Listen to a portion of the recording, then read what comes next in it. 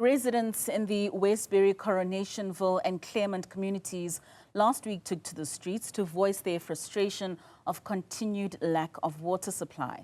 The protests turned violent as protesters clashed with police.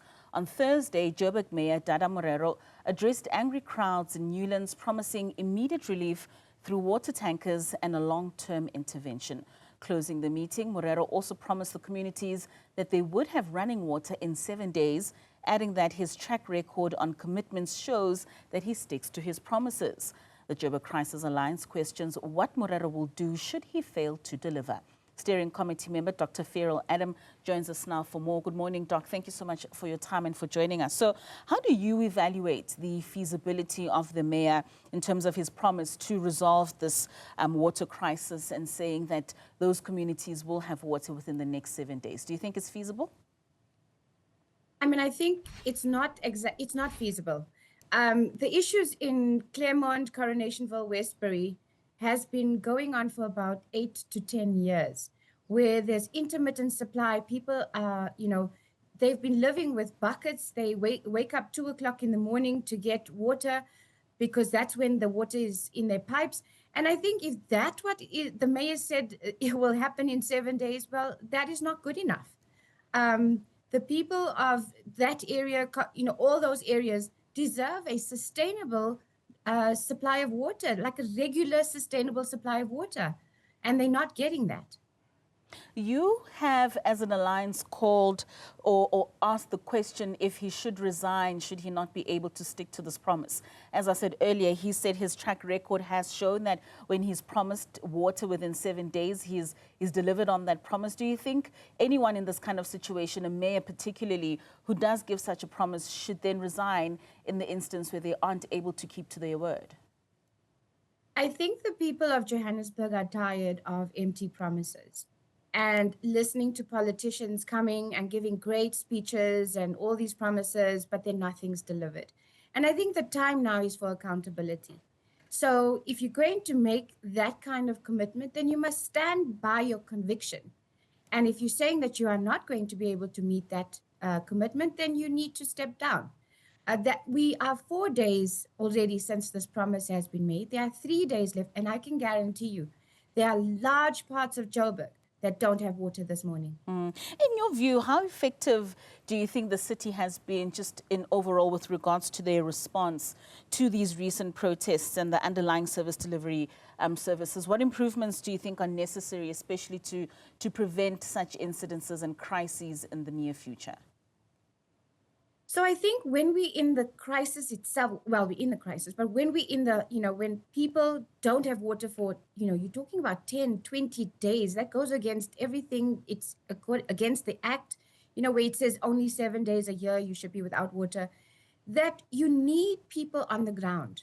We need people to be able to talk to ordinary residents in a way that they can understand, not engineering speak, understand the challenges that are being faced in the city of Joburg, not when people have to resort to burning tires.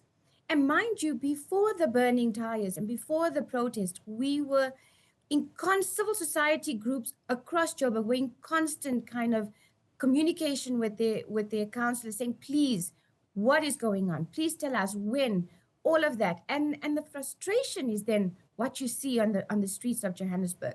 So what needs to happen, as you've asked, is firstly, and this is a commitment as well from SAPS, is that people are protesting for water. We should not be opening fire within 5 minutes with rubber bullets. There has to be a better way of public policing. The second thing is the city of Joburg needs to make sure that they allocate the right funds for the right project, for the projects that are on the go at the moment. But some of them have been affected because contractors have not been paid. They need to commit to paying those contractors so that the work can continue. That's the challenge. If the new Brixton Reservoir had come online in April as it was scheduled to do so, we would have had less of this kind of a problem. Right now, it's still nowhere near completion. I mean, yesterday the president was speaking at the ANC-NEC special sitting, and they're looking into a lot of the local governance issues that we're faced with across the country.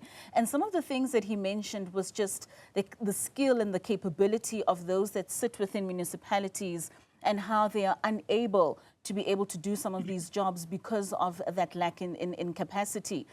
As the Joburg Alliance, what have you seen as a diagnosis as to why we're still sitting with such issues long after so many years of knowing exactly what it is that the problem is?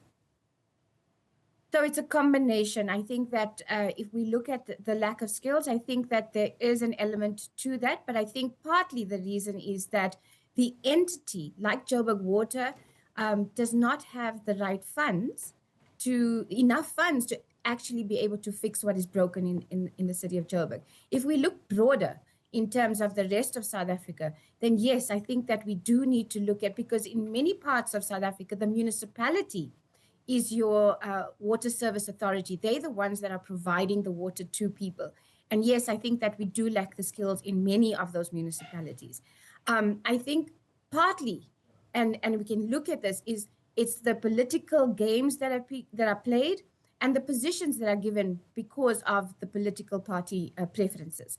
So I think we need to take that role out, where people need to stop playing politics with water and people's lives. And we're seeing it already.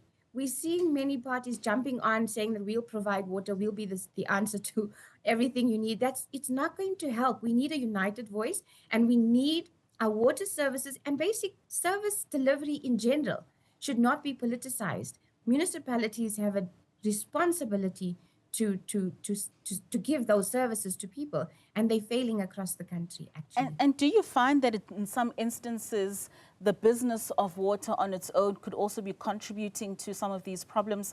I mean, we do see water tankers, I believe there are about 15 or 8 that have been put out, particularly for those communities, which is not enough for the number of people. But, I mean, there have been accusations in the past with regards to some of these companies that would ensure that the water is not running through the taps so that the tenders continue to come for them in supplying those tankers. Absolutely. I mean, I think we know we've all talked about the water tanker mafia. We know that it is a real thing. The good thing is, from the meetings last week that the mayor had with communities, there was a lot of anger and frustration saying, we don't want your water tankers. We don't want it's not a sustainable supply. It doesn't help the elderly. It doesn't help people who cannot get to the water tanks. The water tanks come during the day. So besides the fact that there's an anger about this is corruption, we don't want it, and that was said in the meeting, there's also the other aspect where people saying it's not sustainable. Like carrying 20-liter buckets upstairs, because a lot of those areas have flats, is not something that they can do. So they're saying government needs to look at alternatives. And we're saying the same thing. We should not be having water tankers supplying water for longer than, for an extended period in the city of Joburg or anywhere in the country. Those are supposed to be stopgap measures, and they should be short-term. But it seems like that's becoming the norm of how many people in South Africa are getting their water. So in the long term, Doc, I mean, you mentioned that Joburg Water does not have enough funds in order for them to be solving a lot of these problems beyond the immediate relief. What structural reforms do you think are needed to address the root cause of these problems? So the first thing is that we've been talking about the ring fencing of funding. The mayor said they can't ring fence because they have all these other priorities, etc. I'm sorry, G20 is not a priority when your people are not getting water and your streets are broken and your robots are broken. So we're saying let's prioritize the people, and we need to have ring fencing of funding, which council approved in December, but no movement has been made to actually do that.